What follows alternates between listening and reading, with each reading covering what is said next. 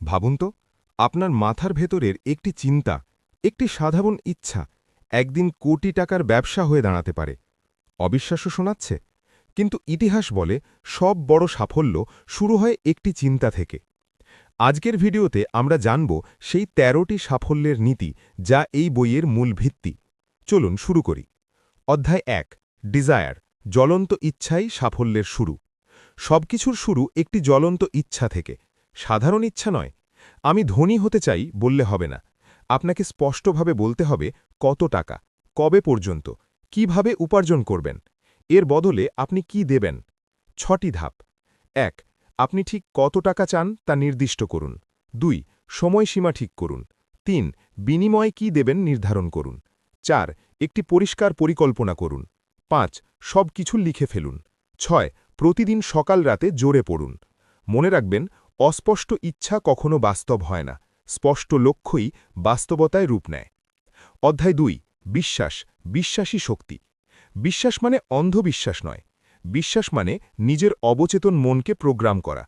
আপনি যদি প্রতিদিন বলেন, আমি পারব না, তাহলে আপনার মস্তিষ্ক সেই অনুযায়ী কাজ করবে। কিন্তু যদি বলেন, আমি পারব, আমি সফল হব, তাহলে আপনার মস্তিষ্ক সমাধান খুঁজতে শুরু করবে।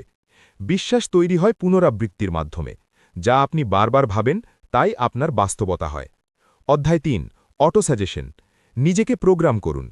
আপনি যা বারবার নিজের কাছে বলেন, আপনার অবচেতন মন সেটাই সত্য ধরে নেয়।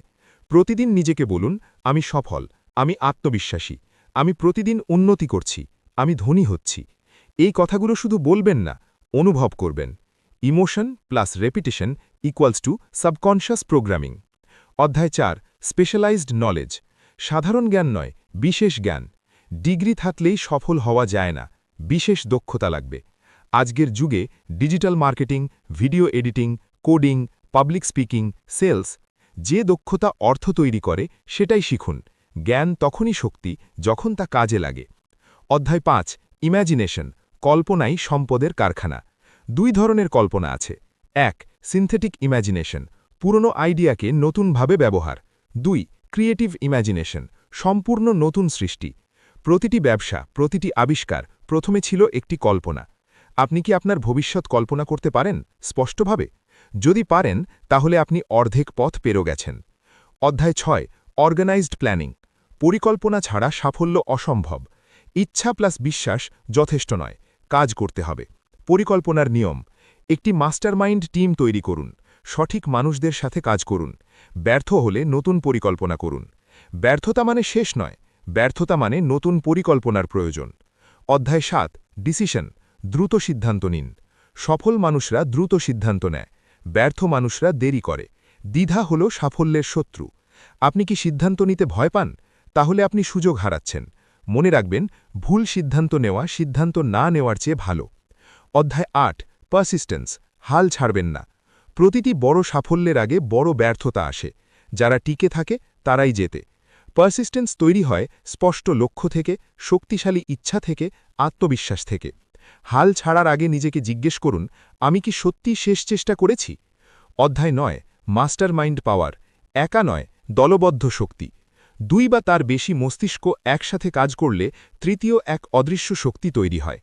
আপনার চারপাশে কেমন মানুষ আছে, যারা আপনাকে টানে নিচে নাকি যারা আপনাকে ঠেলে সামনে নিয়ে যায়? আপনার পরিবেশই আপনার ভবিষ্যৎ নির্ধারণ করে। অধ্যায় ১০, দ্য মিস্ট্রি অফ সেক্স ট্রান্সমিউটেশন।